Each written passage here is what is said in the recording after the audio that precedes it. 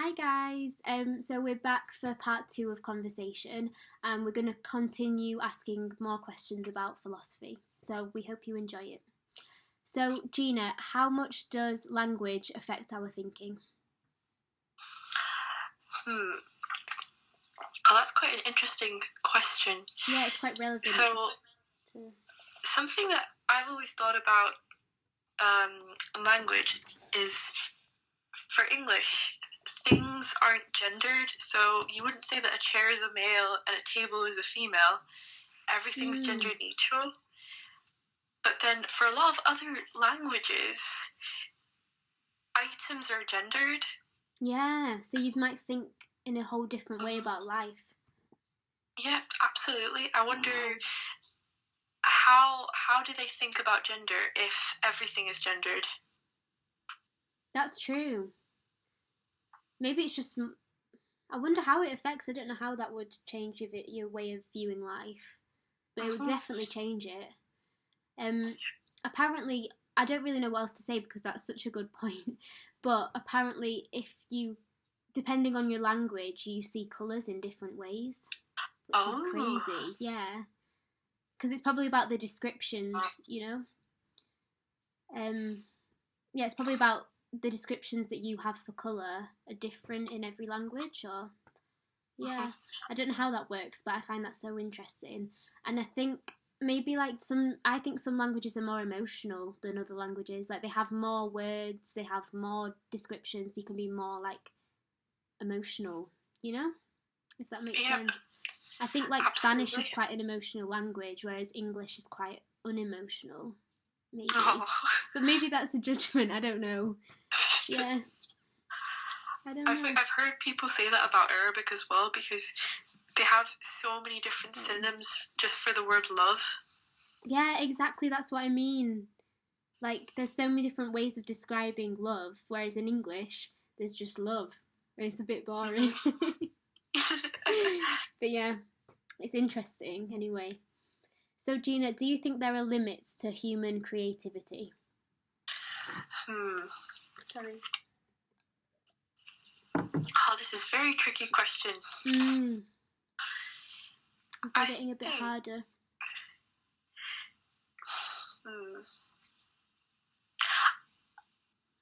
I don't know, but the thing is, how would creativity be limited? Would it be like there's only so much that we can design to help forward humanity? Yeah, that's how I interpreted it. I think that at the moment I don't see limits because we haven't really reached a wall to what we can achieve. I agree. I don't think there are limits to creativity because I think like you can use so many different techniques to come up with new ideas. Like there's so much left to create, and there will always be, once we reach a new idea, then there'll be a whole new idea from that. So it will just be ongoing, I think. Yep, absolutely. Yeah. And the thing is, there are so many people on this planet, so where one person fails, the other person might be able to create something from that. Yeah. There's just endless ideas. So Ro, do you think animals can have morals? I do think animals have morals because I think that they know. Oh, this is a hard question. I think animals do. They know what. They have moral values that are relevant to themselves. They know what's right and wrong. They have emotions. There's videos of animals mourning, like when they lose other animals. So I think that shows that they have a kind of like notion of morals. But what about you, Gina? I think I do agree with you. I think they have morals. They might be slightly different from morals that humans have, but they still count. Yeah. Like, if you look at female mammals, for example, they always take care of their young. Yeah. Like they don't abandon them when they're small and vulnerable. Or 100%. They usually mourn their owners, or shall we say, their human. You see videos of dogs and cats just heartbroken by their owner's grave. And you see, like, love in animals too. So I think if they can love, they can have morals. Like, yeah. Yeah, I definitely think they do have morals. I think, like, a lot of people write off animals and don't know the extent to how much they have, like, emotions, and they're very, very clever, aren't they? So they are. They're very absolutely intelligent. Are. Yeah, so I think they must have their own moral kind of, like, maybe each species is different. I don't know, but yeah, I think they have morals. So Gina, if humanity was put on trial by an advanced race of aliens, how would you defend humanity and argue for its existence? Oh, that's such a funny question. Such a good question.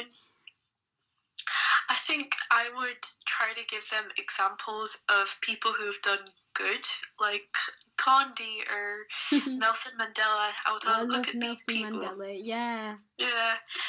And I would argue that although we are flawed and we do make mistakes and sometimes we do things that are immoral, but as a whole, we do try to change and to evolve. And, like, it's what we were saying earlier, that, you know, we were saying how humanity can change, like, and develop over time. If you look, I know it's not perfect at all, but if you look back at where we've come from, so much has got better, so we can kind of show, like, we are learning from our awful mistakes that we made. So exactly. I think, yeah. So, Ro, do animals have rights, and do those rights extend to all animals, or do the rights change based on the complexity of the animal? Oof, it's a tough question. I think that animals do have rights because I think that they're sentient and moral, therefore they should not, because they can enjoy life and they want to enjoy life, therefore they should be given with the rights to be able to enjoy their life and not to suffer. Like, we should give them animal rights, basically. And I think that they shouldn't change. I just think they obviously, like, you wouldn't give animals the right to, like, marry or anything. Like, I don't know what the right would be, but you wouldn't give them that right, but you give them a right based on what they need to be able to survive, like what's needed for them, if that makes sense. What about you, Gina? Yeah, I do agree with you. Animals do have rights, but I don't feel like at the current situation that they extend to all animals. Oh, yeah, like, no. For example, a domesticated animal like a cat or a dog would have, in the current situation, has different rights compared to a farm animal. Definitely. I think I was meaning that they should have rights rather than that they do. I think they don't really have many rights, do they? They're more they're more seen as at the moment they're just seen as our property, like animals. So we have rights to animals almost. Like they don't have Do the rights change based on the complexity of the animal? I wonder if we could argue if we would be able to extend these rights to insects and bugs. I feel like you could. I feel like they have the right to not be like... Oh, it's hard. Because you need bugs and insects as part of the ecosystem, like to sustain the ecosystem. You need these bugs, right? So therefore they shouldn't... Oh, I don't know. They should be allowed to live. I'm not sure. What do you think, Gina? It's a tricky question, that. Yeah, it is tricky because I really hate bugs. Yeah. I know, I'm like, I don't like spiders. No, I think the way I see it, if they're minding their own business in the wild, then we shouldn't bother them. Yeah. But if they're in our house, we should be able to kill them. Yeah, we can have laws saying, you know, stay out of our property and you're fine. Absolutely. Yeah. Because it's hygiene problems. Yeah. If you were trying to cook in a kitchen, you wouldn't want cockroaches in your kitchen. It's so on true. The food. It's so true. And also, don't some animals need to be killed in order to keep, because then there'd just be way too many.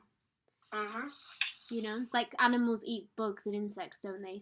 So it kind of keeps it at the right level of insect. So that needs to be maintained. Yeah. So, Gina, is justice a human construct or is it independent of humans? Oh gosh. That's hard. I don't know how to answer that. We could miss that one if you want. I think that the way I see justice is in the law. You can get justice from the law. Like, for example, if someone robbed me, I would be able to go to the police and file a complaint against that person, and hopefully I would get my bag or whatever they robbed from me back. Yeah. If it weren't for the law, I wouldn't have gotten justice. Yeah. I don't think I would have been able to get it myself. Mm-hmm. I'm not a police officer. So the law is a human construct. Mm-hmm. So I would define justice as a human construct. Yeah, I think it's a human construct too. I just agree with everything you've just said. Yeah. It's quite hard to think about how it's not a human. Maybe it's like an innate feeling that people have that they need justice. Yes. When you've been wronged, yeah, you feel like you need to seek it out. You need to seek out justice. Yeah, I guess animals might have the feeling they need justice too, but I don't know if they have it as strong as humans. Yeah, it's quite hard to think about.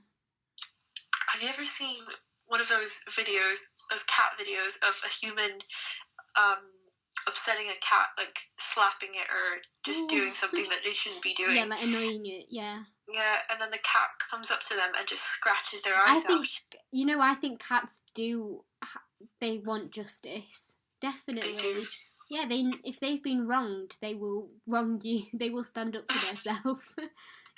Yeah, that's true. I guess it depends on the animals again here. So. Mm-hmm.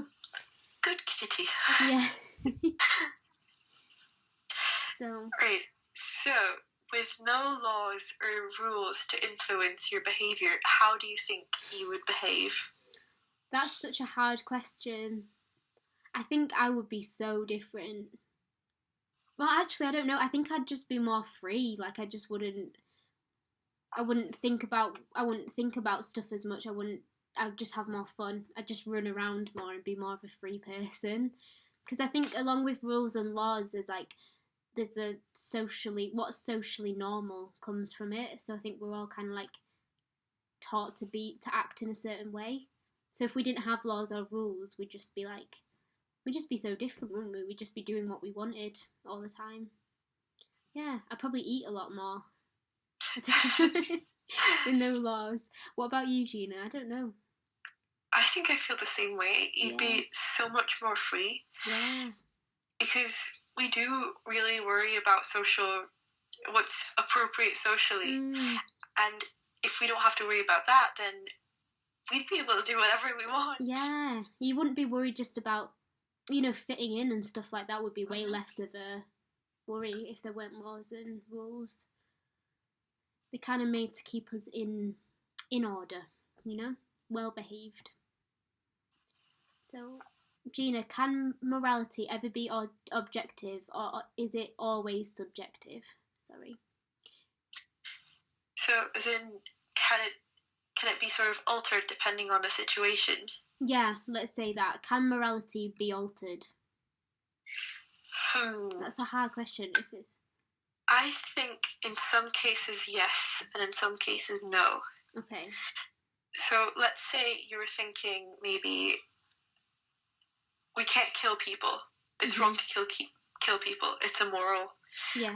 But what if you killed someone for self-defense? Yeah.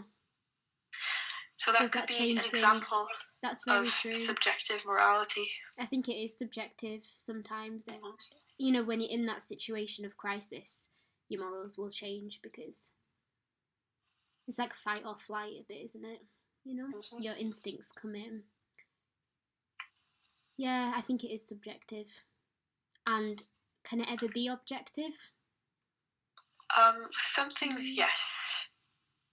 What's some examples of that? Maybe torture. Oh, yeah.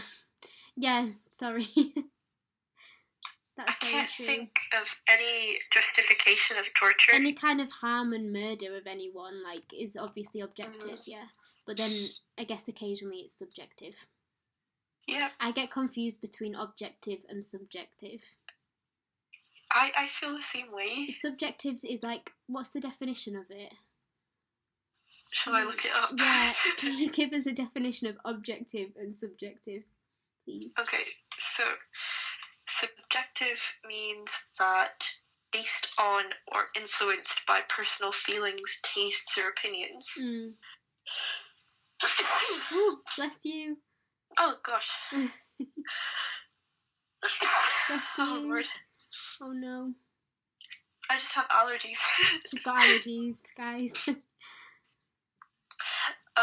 So objective is not influenced by personal feelings or opinions. Bless you. Considering and representing facts.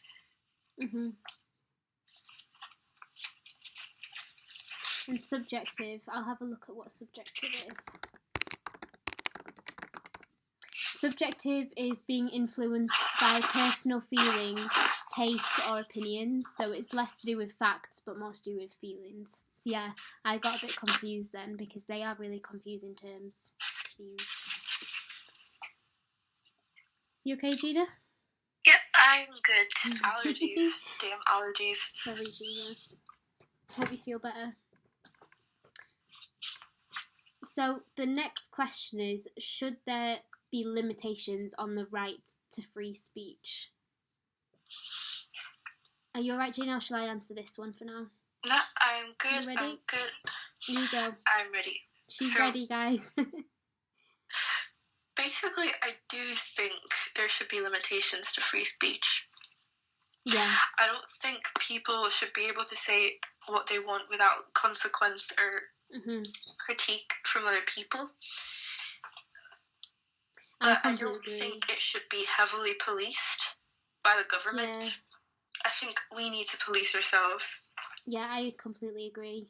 There has to be limitations because you have to stop people being hateful towards each other, which seems to happen. So you have to kind of you have to put it in law, like a limitation on free speech to stop, to tell people that is not okay to do, so people know. But then also, I guess, like, there's an argument that if you start to limit free speech, a lot of conversations will not be able to happen that need to happen. So, you know, you'll kind of miss out on being able to learn from each other and become better because you're not having those conversations to better yourself almost. If that makes sense. Yeah. I think I do agree with you on that, because if they can't express their opinions, then we'll never know that these opinions exist. They'll just be all underwater and then it will never change. Whereas if you kind of let the conversations happen, eventually they might change for the best. But there does have to be a limit on it. Yeah. Well, not has to, but in my opinion there should be. So yeah. Because it doesn't have to. We don't have to limit it that much, but we do need to stop people from calling in. Like, for example, if someone was, they were talking about inflicting violence on other people. Yeah, it should. Yeah, it should be stopped. Yeah, and people need to be taught that that's not appropriate. You know. I don't know. Yeah, that's a hard one. So, Gina, where do you find meaning in your life? Where do I find meaning in my life? I would say I find it in a couple of different things. I find it in being able to help people and making other people happy and feel good. And I find it in my personal successes. So if something goes well in my academic life, or if, I don't know, I win something.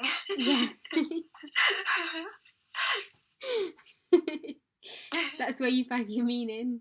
Yes. I love that. I think my meaning, I think it's similar, but I think for me, the main meaning in my life is like family and friends, and yeah, make it, they're the meaning for me. I think making sure that they're happy, then I'm happy, and like them being happy makes me happy, and that's where I find meaning. Probably in like my social life a lot, but yeah, also in my work life and making sure I've got things to do.